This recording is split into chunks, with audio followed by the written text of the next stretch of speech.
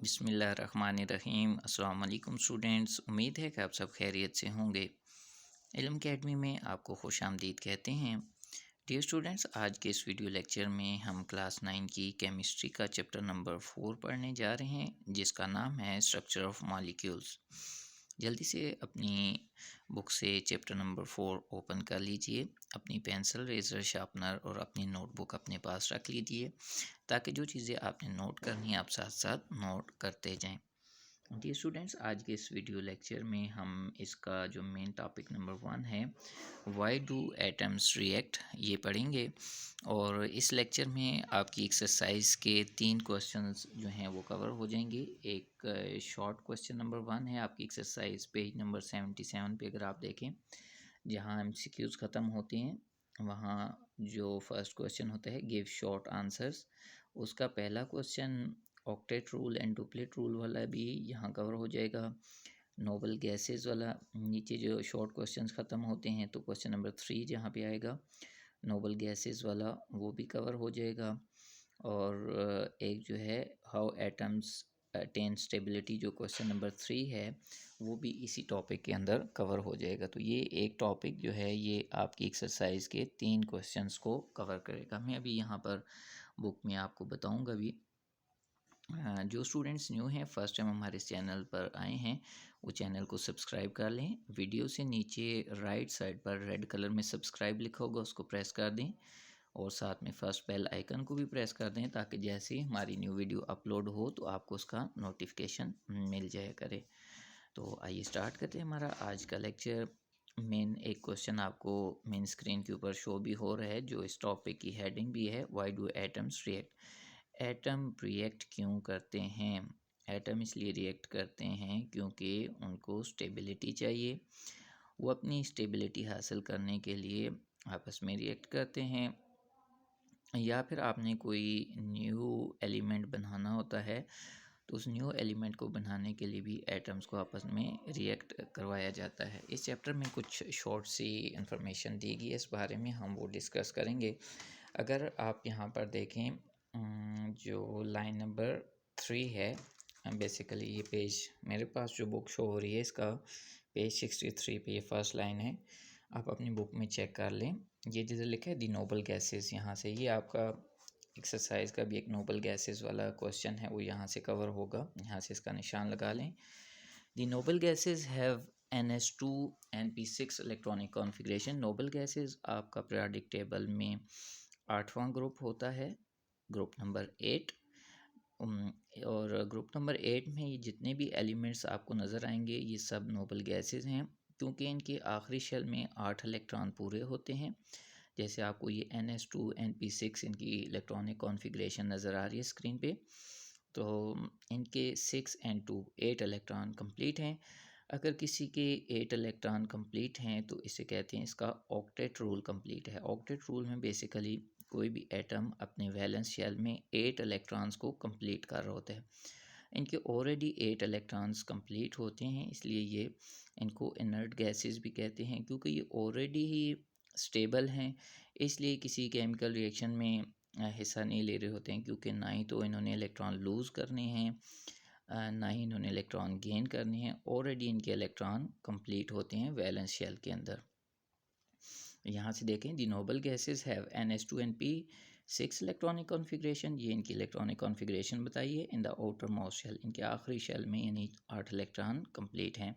These elements are sometimes called the inert gases, इनको बाज़ दफ़ा इनर्ट गैसेस भी कहते हैं, क्योंकि किसी केमिकल रिएक्शन में हिस्सा नहीं लेते। इसी के साथ ही इन्होंने बताई है रीज़न भी इनर्ट गैसेस इन्हें क्यों कहते हैं। This is because they do not participate in chemical reactions, क्योंकि वो किसी भी केमिकल रिएक्शंस में हिस्सा नहीं लेते। हम नीचे इनकी इलेक्ट्रॉनिक कॉन्फ़िगरेशन हीलियम की बताई है, एटॉमिक नंबर इसका 2 है, तो 1s2। अब देखें, एस में 2 इलेक्ट्रॉन पूरे हैं, इससे आगे इसके मज़ीद कोई और शेल भी नहीं है, इसलिए 2 इलेक्ट्रॉन कंप्लीट हों तो उसको डुप्लेट रूल कहते हैं। 2 इलेक्ट्रॉन इसके कंप्लीट हैं। नीचे अगर आप नियॉन देखें तो 1s2 फर्स्ट शेल में 2 इलेक्ट्रॉन कंप्लीट हैं, फिर 2s2 2p6 6 एंड 2 8 इलेक्ट्रॉन इसके बाहर वाले शेल में भी कंप्लीट हैं। इसलिए इसका जो ऑक्टेट रूल है वो कंप्लीट है। अब आर्गोन देखें नंबर 3 पे 1s2, फिर आगे 2s2 2p6 और थर्ड शेल आ गया है 3s2 3p6। अब थर्ड शेल में देखें 3 वाले में 3s2 2 इलेक्ट्रॉन यहाँ पर हैं, 3p6 6 इलेक्ट्रॉन इधर हैं, 6 एंड 2 8। इसके भी वैलेंस शेल, वैलेंस मतलब आखिरी शेल में 8 इलेक्ट्रॉन कंप्लीट हैं।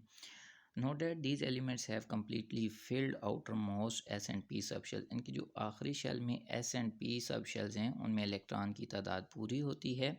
Helium contains 2 electrons and remaining noble gases contain 8 electrons in the valence shell। सिर्फ हीलियम के आखिरी शेल में 2 इलेक्ट्रॉन होते हैं और बाकी गैसेस के आखिरी शेल में 8 इलेक्ट्रॉन पूरे हैं। Because of these configuration noble gases are stable and not active। क्योंकि इनकी वैलेंस शेल में इलेक्ट्रॉन्स कंप्लीट हैं इसलिए गैसेस स्टेबल हैं और ये नॉट एक्टिव हैं, कि किसी केमिकल रिएक्शन में हिस्सा नहीं ले रही होती हैं।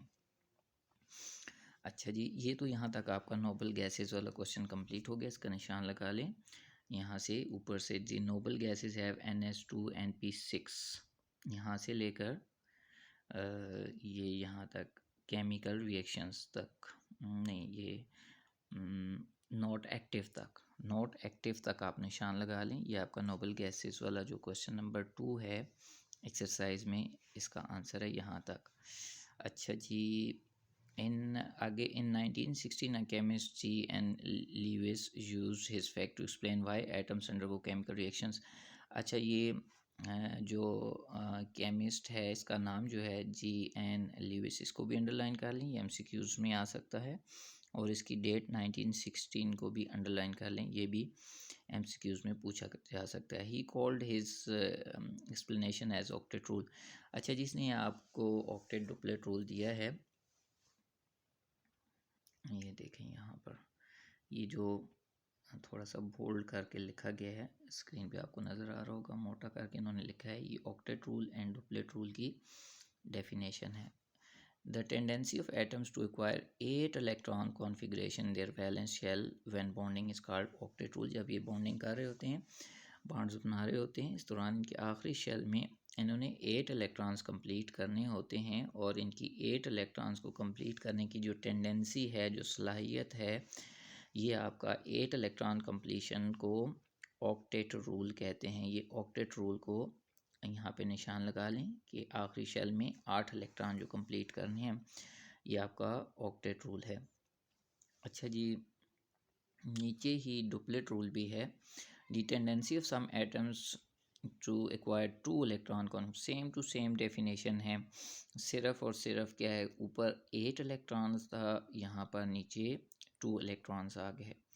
सेम डेफिनेशन है। अगर आखिरी शेल में 2 इलेक्ट्रॉन कंप्लीट करने हैं तो इनकी जो 2 इलेक्ट्रॉन कंप्लीट करने की सलाहियत है किसी भी एटम की, ये इसका डुप्लेट रूल कहलाता है। तो ये ऑक्टेट रूल और डुप्लेट रूल की डेफिनेशन का निशान लगा लें।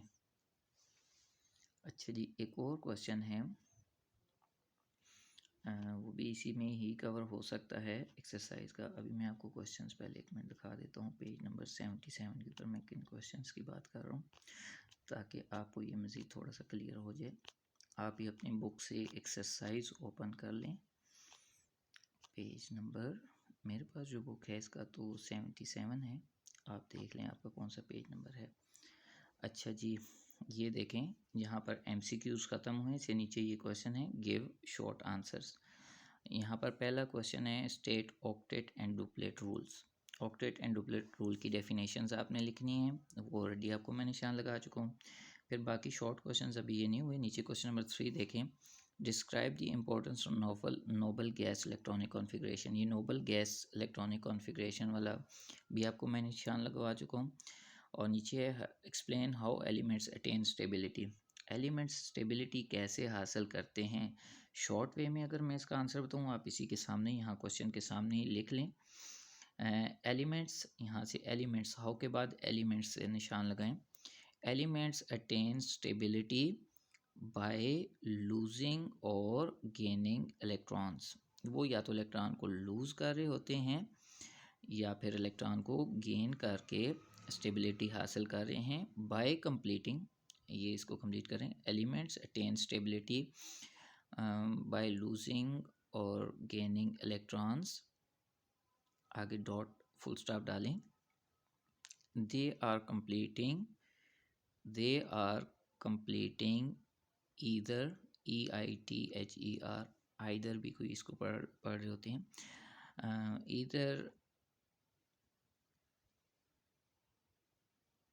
Either by completing duplet rule और ऑक्टेट रूल, चाहे वो अपना डुप्लेट रूल कंप्लीट करके अपनी स्टेबिलिटी हासिल कर रहे हैं, चाहे अपना डुप्लेट रूल कंप्लीट कर रहे हैं, चाहे ऑक्टेट रूल कंप्लीट कर रहे हैं, जिसको भी कंप्लीट कर रहे हैं उसके ज़रिए वो अपनी स्टेबिलिटी हासिल करने की कोशिश कर रहे होते हैं। अभी वापस आते हैं अपने चैप्टर के फर्स्ट पेज के ऊपर। आपको मैं बता चुका हूँ, यहाँ पर भी हमने यही पढ़ा था।